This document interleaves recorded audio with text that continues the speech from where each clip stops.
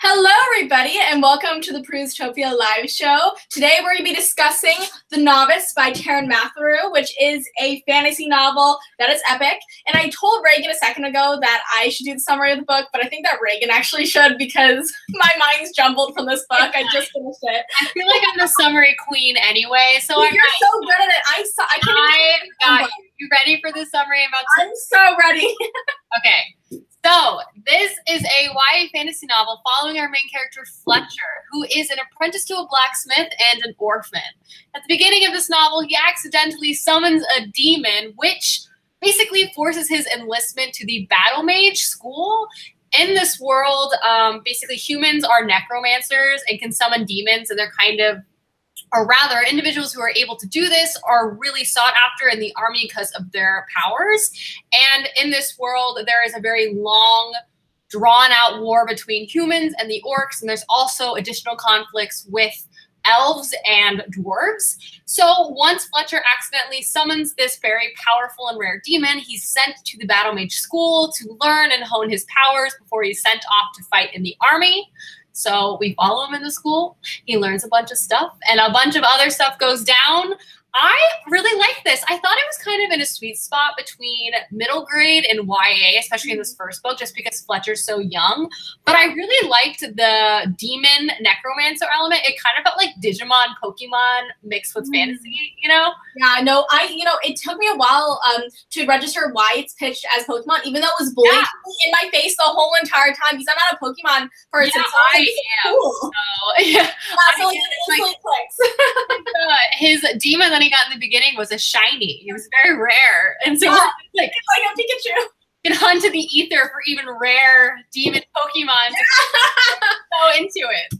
Yeah, but so what would you rate this book? What are your thoughts, opinions? I know you gave a little bit of that before, but yeah. So I really liked it. I think it was a really good introduction book to the series. I almost wish it was longer in some ways because I loved the school element. I know it's like boarding school. Give me I'm always a sucker for any type of magical school setting, and honestly, I wish that was a little bit longer. Just like I wish the book was just a bit longer and explored each of its plot elements a bit more, but overall, it was so entertaining, and I loved the characters so much. So I gave it like a 3.75, 4 stars, and I'm excited to see the rest of the series because I feel like we're going to see Fletcher grow up, grow into his powers, grow into his abilities, and like see the world a bit more, but I don't know, I just love the magic school setting. I just wish we had a bit more of it. Yeah, no, I like adored this book. And the thing is, like, I have not been reading that much fantasy books recently. So this was such a good book to get me back into the fantasy school. Yeah, it's like classic, you know? Also, it brought me back to like the old days of YA in the best way possible because I used to get this like amazing feeling when I would pick up just a really good book and just dive on into it. And I kind of been like missing that feeling the past 1 to 2 years. And so it brought me back to that. And now I'm like, give me the next book, give me another fantasy book, give me anything that has an elaborate world, and I will devour it. I know, I definitely feel like you really touched on a strong point with saying like old school, because it feels like, I feel like YA is always evolving. So the type of what is classified as YA like changes week to week. But this gave me like the level that this is and kind of the structure of this. We follow a main character as they not only go through adventure, but like grow up.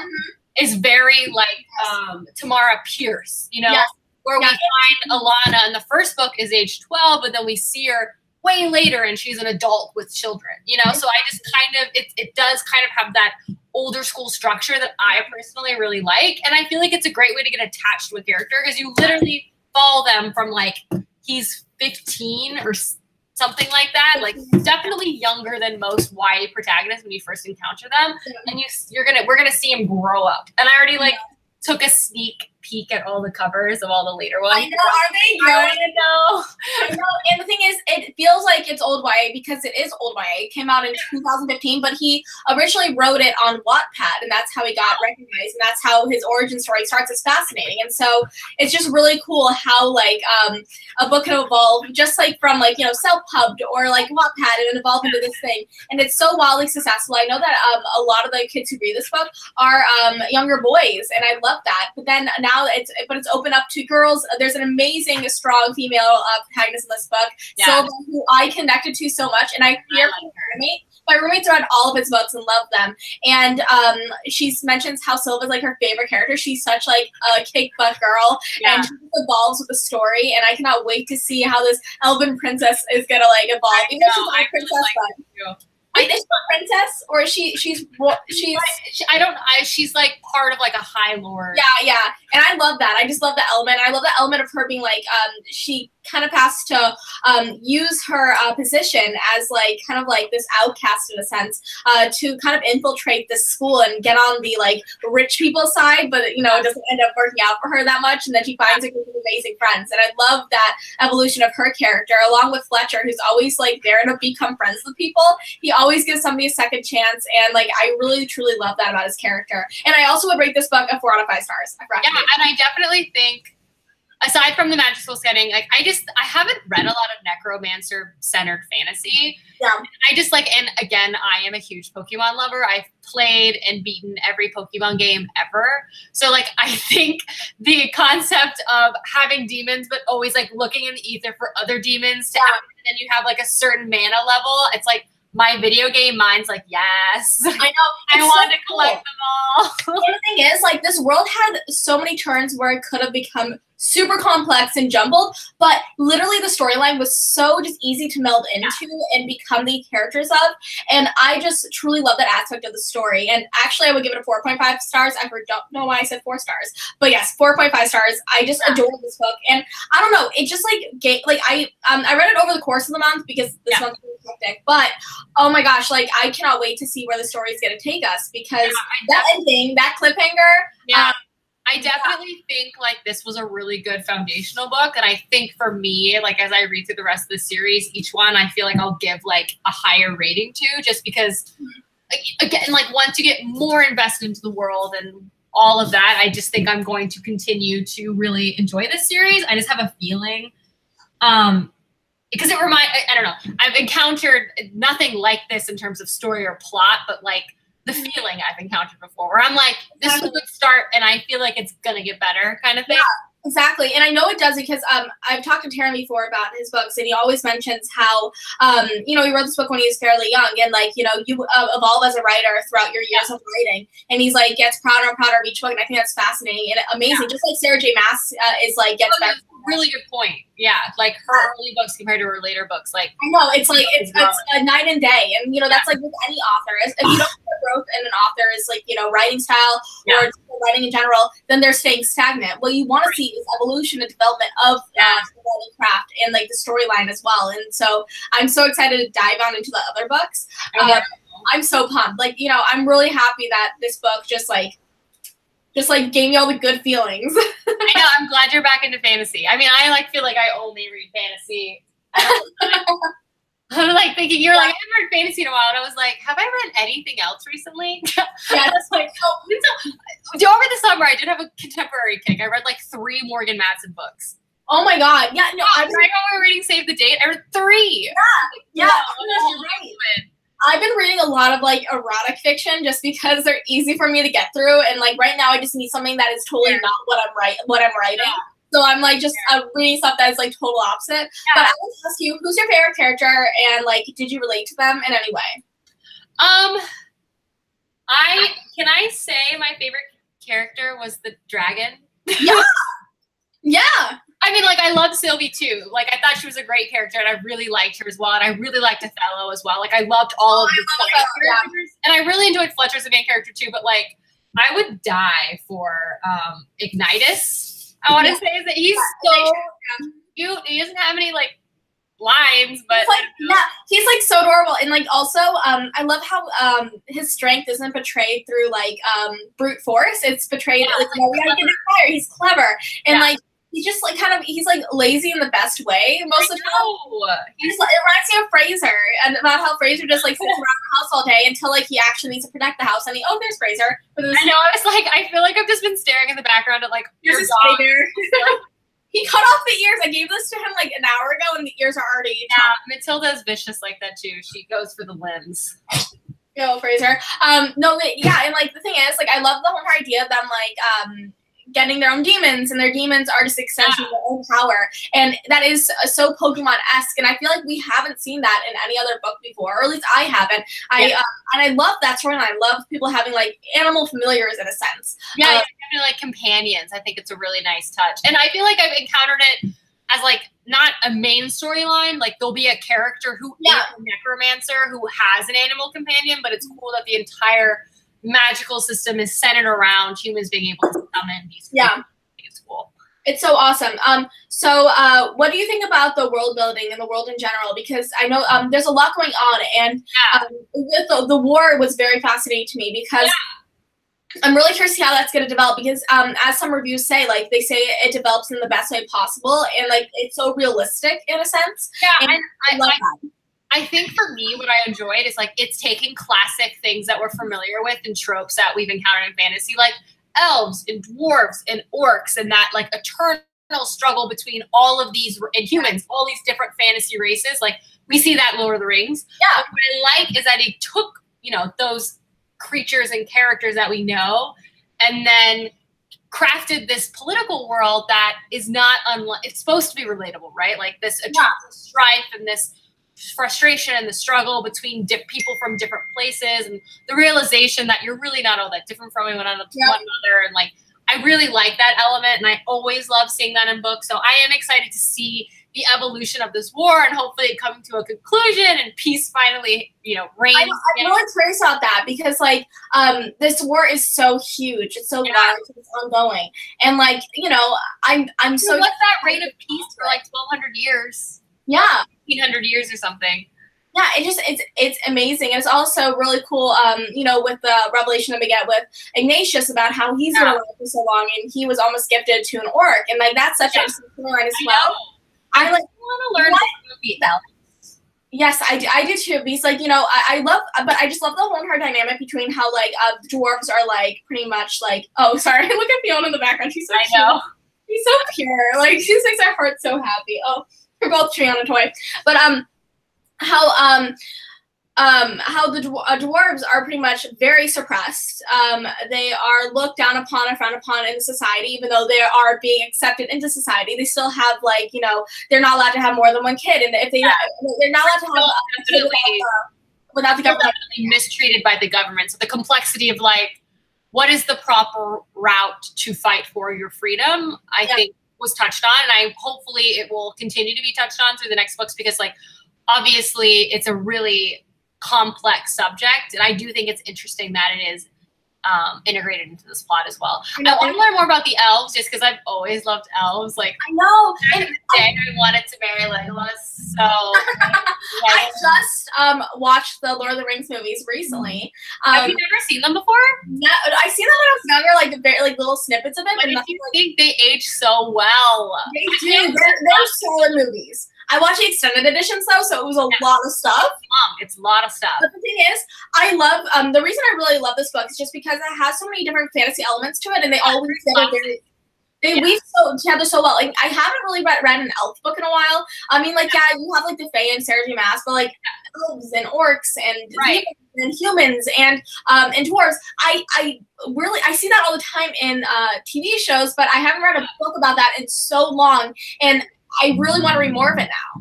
No, I definitely agree. Like, I love the use of classic fantasy tropes. Yeah. And, like, a new and modern, like, YA approach. Like, right. Like, we see elves, but it's usually, like, it's more like fae, so it's more like fairy, not, like, classic woodland elf with, like, great archery skills, and, like, dwarves were the blacksmiths who, like, Legolas, weapons, you know what I mean? Like, so it's nice to see those types of characters again in this story. I really enjoy it. Yes. So let's go into the comments. If you guys want to ask us any questions about this book or our opinions on certain aspects of it, please let us know in the comments. We're about to hop on the live chat. I have a question for you, Sasha. Yes. What kind of demon would you want? Ignite is out of the options. Yes. Pick him. I would want a wait, I have something really cool that I could like use for like reference. Wait. Be right back. Okay. So have trading cards from the series. Did you get these too? Yeah, that's awesome. Yeah. So they're really cool because they like have like the main characters, and like this is like Fletcher, and how he has like a summoner level 9, and how he's a cadet, and then he has a salamander demon, and then his demon's rank is 5, and you have like these different cards with different like characteristics, and I love that. So I would have a I'd want the cat one. Oh yeah, I would like a Canid. Yeah, that one. I would love that one just because I have 2 rascals here, and I feel like if you morph Fraser, Fiona together, they would make the best demon. Yeah. And the other one that the golem is cool too. I know, he's so cute, and like the golem looks really cool on the trading cards as well, because he's like, that's probably really bad resolution. He's like just right there. He's like. And I imagine he'll get bigger and bigger and bigger. I know, and that's so cool. He reminds me of like, you know, the rock monster and like not Guardians of the Galaxy, Thor Ragnarok. Yeah. Like, hey, because golems are just stone creatures brought to life. Yeah, I think that's so cool. Yeah, I really like the lore of golems. I think it's really interesting. So yeah, and something exciting that I'm excited to get my hands on Tuesday. The handbook for the whole entire series is coming out, so like everything you want to know about the series. Sorry, there's somebody outside. It sounds like they have like a chainsaw, but it's not. Do you hear that? Yeah. What the heck? But yes, the handbook. So it's like the Texas Chainsaw Massacre. I thought I left Texas. Like, what's going on? Massachusetts Chainsaw Massacre just doesn't have a ring to it. Yeah, so handbook's coming out on Tuesday. I'm gonna grab myself a copy, and then I'm gonna like read the rest of the book series of that by myself. It'll be. I think this is a series that could really benefit from that too, because there's like so many creatures, and it's cool. It would be cool to learn like this is a summoner level 5, and like this is their abilities, and this is their projected growth. Like again, because like Pokemon. So I just think that whole system is really cool. I just like, what summoner level do you think you would be? I don't know. I would be like short when it comes to any. I feel like it'd be more of like the scholar. Like you just need me to like read a bunch of demon lore, and I'll let you know. Like I would want something, you know, that would be a good companion while I researched and helped, you know, the space grow. I don't know. I'd want to say like 7. I'd definitely be a commoner. So I'd be like an above average commoner. I would like to think I would be like a 10, but I would more like be like a really pathetic like 3, and just be like, you're not even worth it. Get out of this school. I just want to be above average, but like not like, you know, I'm crazy. Not like Malik's 14 or something.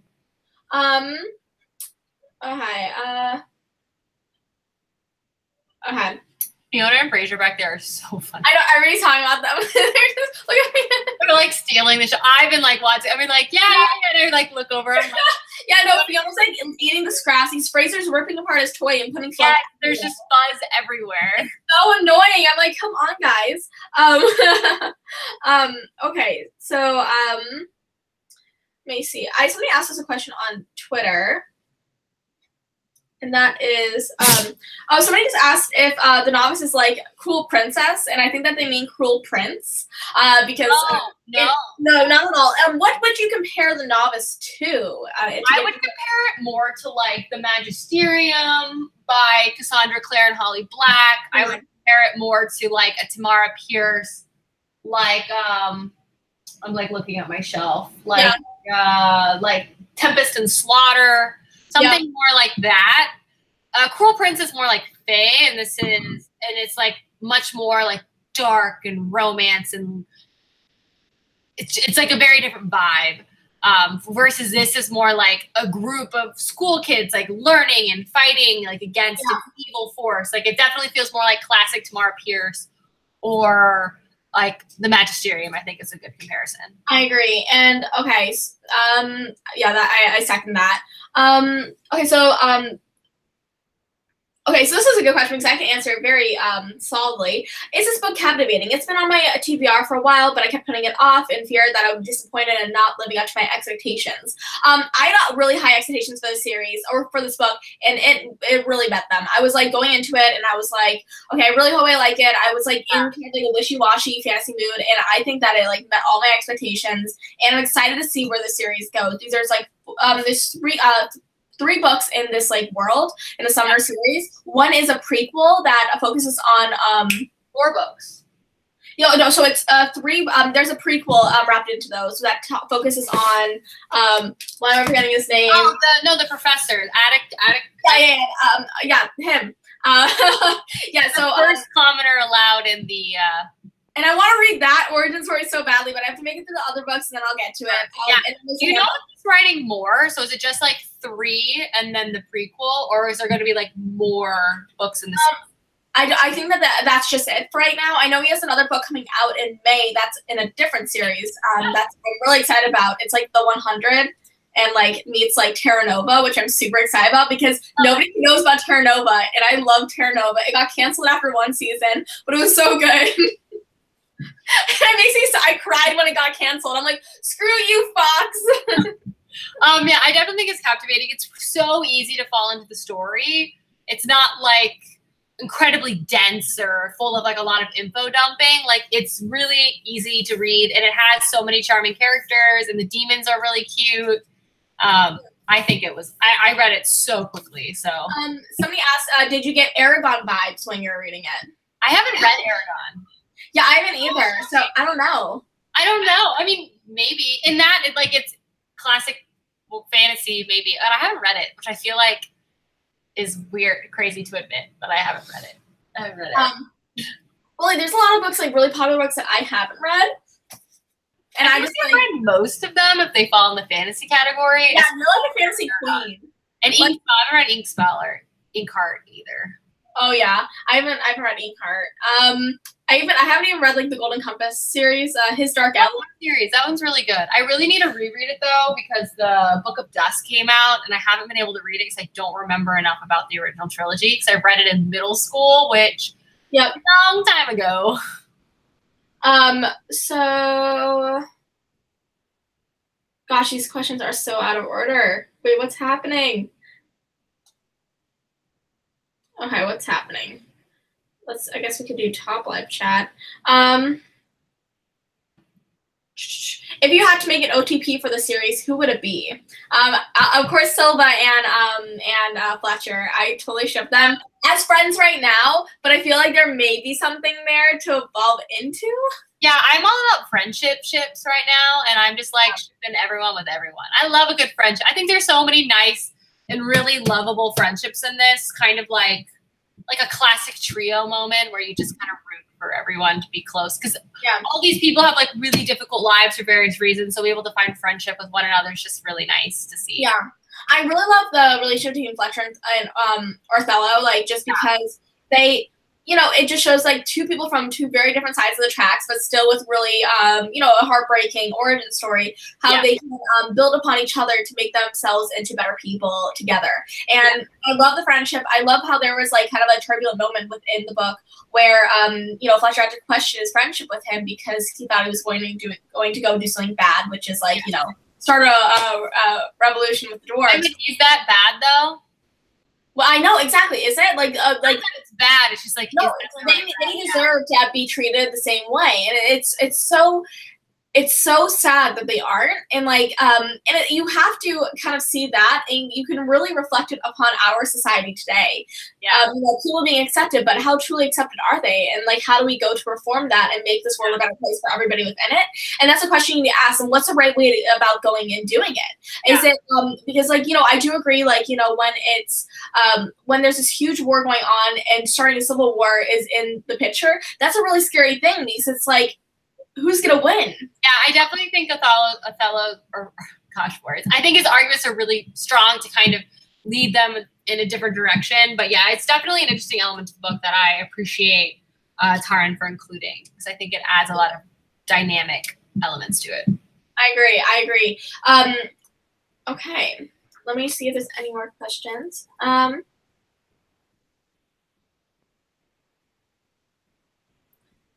would you be an elf, a dwarf, a human, or an orc, or a demon? Like, I already answered this. I'd totally be an elf. Woo! Or a demon. Either or. I know. I was like, okay, I want to say that I would be like, I would want to be an elf, probably, but also I want to see what it's like to be an orc. Because, like, we don't, like, they're so shrouded in, like, mystery in a sense. That's Like, they're these scary, and, like, they're, I want to know more about them in the next few months. I want to get to know more about, like, and I want to see what happens with them, because origin of the conflict. Yes, exactly. We do know a lot, but there's still so much more we have yet to discover. Yeah. I find that truly fascinating and very intriguing, and that's why I'm like, once like this live show is done, I'm gonna toss this book over my shoulder onto my bookshelf and pick up the next one and read it. For sure. It's so interesting. Let me see, guys, any last minute questions that you guys want us to answer?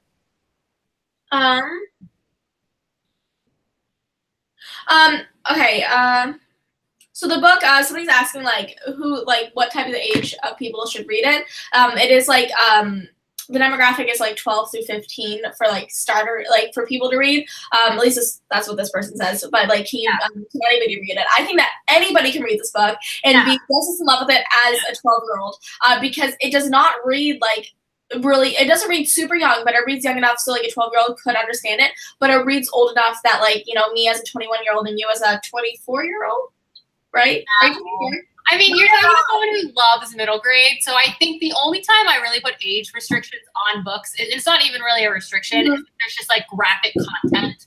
Yeah. That should just be noted, like, by the way, like, this is, you know, pretty sexually graphic or really violent or like disturbing, like, here's some warnings about that, but like, yeah, I definitely think this is like an in-between YA middle grade, at least the first one is, but that doesn't mean, you know, as a 24-year-old, you couldn't enjoy it. As someone who really loves middle grade fantasy, like, I had a lot of fun reading this book, but it also is like a great book to have in like middle school and high school libraries as well.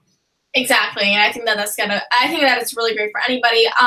You know, a lot of the time, some people, at least this is what I experienced when I was younger, like when I was 15, 16, not even 16, but like 14, 15, and I would pick up a book and it would have like either a male protagonist or a character that was younger than me. I would kind of be wary to start off and start reading it, because I was like, I don't know if I would be able to relate to these characters or anything like that. But then as I got older, I'm like, it doesn't matter. As long as the storyline's like there, as long as the writing's there, it's easy to delve into. And that's like the biggest regret that I had, because I knew about the Novice when I was like, when I was younger, like 16, 17 years old. When I was 17 years old, I knew about the Novice, or 16, but one of those. And I wish I picked it up and read it then, but now I'm happy I read it now with a kind of a different, you know, world view on the things. Because now I can pick up little things in this book, like, for example, something that I caught and I asked the author Taryn about was that at the very beginning, Fletcher, this is a very small thing, and I know that this is like me like picking out little things and like expanding on them,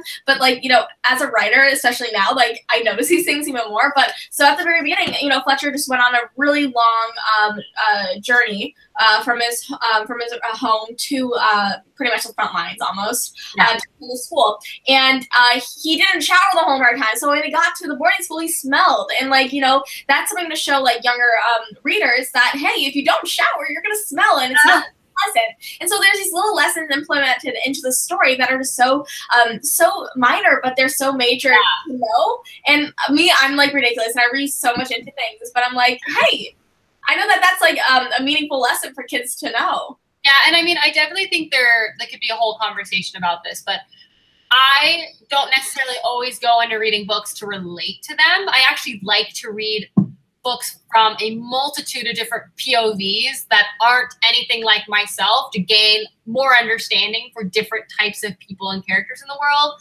So just because our main character is younger than me, but they have a whole different life than me, and therefore they have a whole different story to tell that might be, one, interesting, but also something to learn from. So that's why I like to read from all different types of character perspectives. I know, and it's so important to do that, to become a worldly reader in a sense. But, you know, it's not necessary, but it's good to do now and then. Somebody asked, I usually don't read fantasy. Would this be a great fantasy to start off with? I think it's a really good fantasy to kind of integrate yourself into the fantasy realm with, just because it's so easy to go into, but then when you start getting more into it, the world broadens up and everything becomes complex in the best way, because you know that it's going to get you know, the storyline is going to become even more further integrated into the fantasy realm later on in the books, and I'm so excited to see that. I'm excited to know more about this world beyond the eyes of just Fletcher, because we're reading from Fletcher's point of view pretty much, and so we know what he knows pretty much, and that's going to be interesting to see him grow as a worldly individual and get to know more about the different sides of the war, and like, you know, he knows what the dwarves think. What about the elves and maybe the orcs later on? I don't know. I would like him to meet an orc and like kind of get to yell. No, for sure. Like, I definitely think this is a good book to start if you haven't read a lot of fantasy before. I think it's really digestible. It's really fun and easy to read. It's a lot of really great characters, but it also isn't like incredibly dense. It's not like a 1,000-page, you know, epic fantasy novel. It's a really great and entertaining fantasy novel. So great. So I think that we told you guys our opinions. We both are raving about it. Reagan gave it a 3.75 out of 5 stars, and I gave it a 4.5 out of 5 stars. We both really enjoyed this book, and if you guys want to go and buy it, I am leaving a link down below. Reagan, do you have our book of the month for October handy? Oh, let me go grab it. Hold on. Oh, I'm bad at entertaining. Look at my dogs. They're both asleep. Oh, Fiona's so cute. Oh, she's so mini. Hi, tiny girl. Hi. Me. Honey. Yes. All right, I got it. So, guys, the book we're reading for the month of October is Vicious by V.E. Schwab. This is a reread for me. Sasha, have you read this yet? Wait, I haven't read it yet. No, I've been told to read it so many times, though. Yeah, it's so good. And Vengeful came out, like, today? It came out on September 30th. Yeah, it came out on Tuesday. Yeah, so it is an amazing, really intense book about two geniuses who meet in college and are roommates in college. They're both studying the idea of people experiencing near death then gain superpowers, and then it fast forwards, and well, not fast forwards. There's two concurrent storylines going on, them in college and then them some time later, where there are nemesis trying to kill each other. So it's so good. It's super, super dark and intensely entertaining and super gripping. So I'm really excited to reread this so I can jump into the sequel, Vengeful. Oh, yeah. Read along with us next month. Yeah, it's been 5 years before between Vicious and Vengeful, and I think that's so interesting. It's been 5 years since I've read this book. Oh my god, so that's a good reread then, because you remember some things and some things are going to evade you, and then you can jump right into Vicious. Oh, and Vengeful. I watched V. Schwab's, you know, her battle with Vengeful for the past, like, year or two, because she had to rewrite it, like, multiple times, and I'm very excited to see how that book's going to turn out, especially after I read Vicious, which I'm very excited to get into, and we think that's, like, the kind of, like, the perfect read for October. No, I agree. It's going to be so great. So I'm excited for everyone to read along. Yes, so thank you guys so much for watching our live show. We hope you enjoyed it. Don't forget to go and follow us on our Instagrams and also YouTube channels, but also on our Goodreads page, which I recently just gave it an upgrade recently. We're not over there. It's like, it's a party over there. There's 20,000 people on it, so come join us.